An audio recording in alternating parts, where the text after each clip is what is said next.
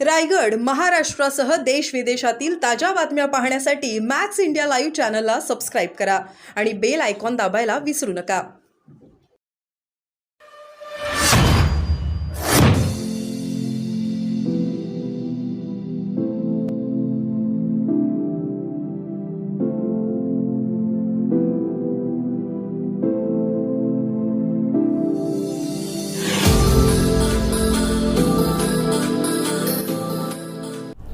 Electronic channels जे T V channels वगैरे आहेत त्यांचा सुद्धा आपण मनापासून मी स्वागत करतो.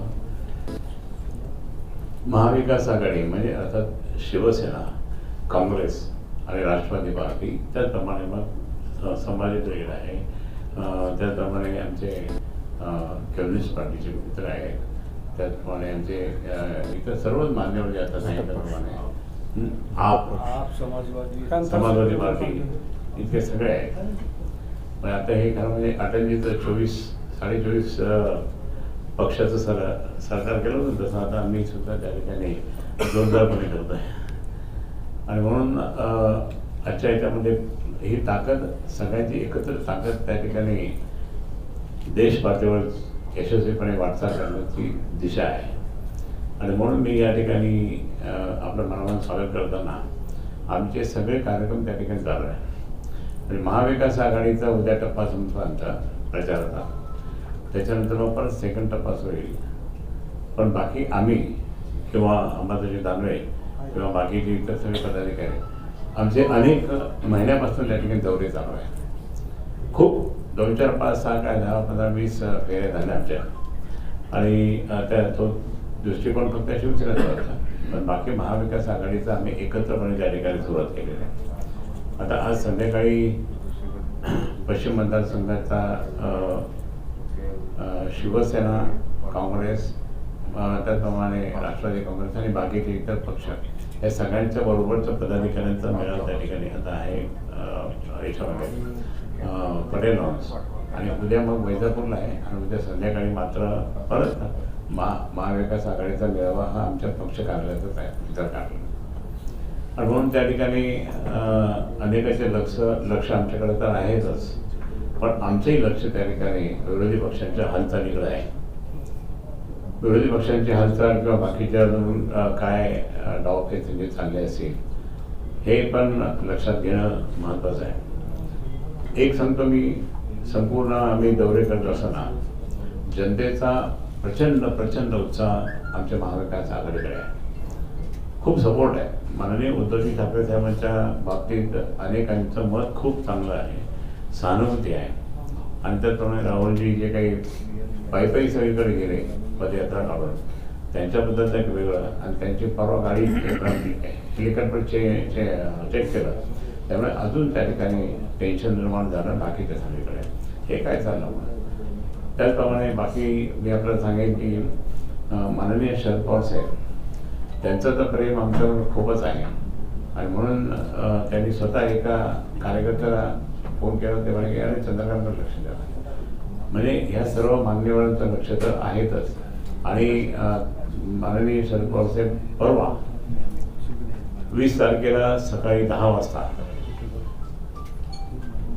त्यांचा मोठा मेळावा आम्ही मेळाव्यात भाषण करणार आहे. आणि तो मेळावा होणार आहे श्रीहरी कैरनेमध्ये.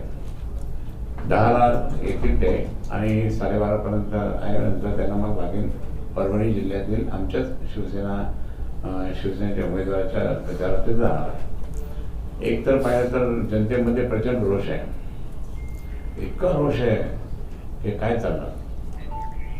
त्यातल्या त्यात आपल्याला माहिती की केजरीवालजी यांना त्या ठिकाणी मुख्यमंत्री असताना अटक केली.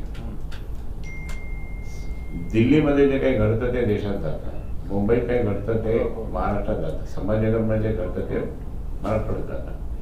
आणि म्हणून लोकांनी त्या ठिकाणी केजरीवालच्या बाबतीत त्या ठिकाणी खूप सिरियस घेतला. जसं नोटबंदी असेल, बाकीच्या सगळ्या घटना यांच्या झाल्या, त्यावेळेस जे काही होतं, पण त्याच्यापेक्षाही जास्त आता खूप रोष निर्माण जास्त व्हायला लागला. महागाई वाढली, बेरोजगारी वाढली, बाकी त्या ठिकाणी लॉ अँड ऑर्डर बिघडलेलं आहे सगळ्या ठिकाणी. महाराष्ट्रात तर बिघडलेलीच आहे, पण बाकीच्या ठिकाणी सुद्धा बिघडलेलं आहे. म्हणून त्या ठिकाणी लक्ष मात्र जनतेकडं किंवा जनतेच्या विकासाकडे नसून ते फक्त लक्ष जे आहे ते फक्त आपल्या आमदार खासदारांना सांभाळण्यामध्ये चाललं आहे. आमच्याकडनं जे गद्दार झाले होते ते 13 खासदार, त्यामध्ये 4 किंवा 5 लोकांना ते तिकीटच मिळाले. त्यांना ते रडत बसले. आता त्यांना आता कळलं की आपण चूक केली. आपण चूक करून जे कमिटमेंट घेतल्यानंतर सुद्धा आम्हाला तिकीट देत नाही हे त्यांना लक्षात आलं आणि तो एक मेसेज या महायुतीच्या अगेन्स्ट गेलेला आहे. आणि म्हणून ह्या सगळ्या जर दृष्टिकोनातून पाहिलं तर खूपच म्हणजे वातावरण या देशातलं वातावरण NDAच्या विरोधात आहे आणि इंडिया आघाडीच्या फेवरमध्ये होत आहे. तेव्हा मला आनंदाची बाब आहे. आम्ही ते सांगणारच आहोत. माननीय उद्धव साहेबांनी कालच सांगितलं की 48च्या 48 जागा जिंकणार आणि त्या 48च्या 48 जागा जिंकणार ही परिस्थिती खरोखर तशी निर्माण होत आहे. आम्ही स्वतःच बँड माझ्या वागून घेतो असं नाही आहे, परंतु प्रत्यक्षात जनतेकडनं जो रिपोर्ट येत होतो. कोणालाही मी फोन केला तर ओपनली त्या ठिकाणी कोणी बोलत नाही. कोण आता समजा फोन केला किंवा आपल्या घरून बोललो काही तर लगेच ते म्हणतात की काय करा काय नाही ऐसा आहे ऐसा तर सांगतात. परंतु एक प्रकारचं त्या ठिकाणी वातावरण इतकं खराब होत चाललं आणि त्याचा फायदा निश्चित इंडिया आघाडीला मिळणार आहे. इंडिया आघाडी ही प्रामाणिकपणे काम करणार ते सांगितलं पण आहे. पण आपल्या महाराष्ट्राचे त्या ठिकाणी आपण इंडिया आघाडीचं म्हणजे महाविकास आघाडीचा एक अजेंडा वेगळाच बनणार आहे. आम्ही आपल्या या जिल्ह्यातल्या या मतदारसंघातल्या अजेंडा आमचा तो वेगळा राहील. तो आमचा वचननामा राहील आणि ते वचननामा त्या ठिकाणी आम्ही करू. जेही काम आत्तापर्यंत गेले 5 वर्षात झालेलं नाही आहे ते काम करण्याचं बेत त्या ठिकाणी आहे.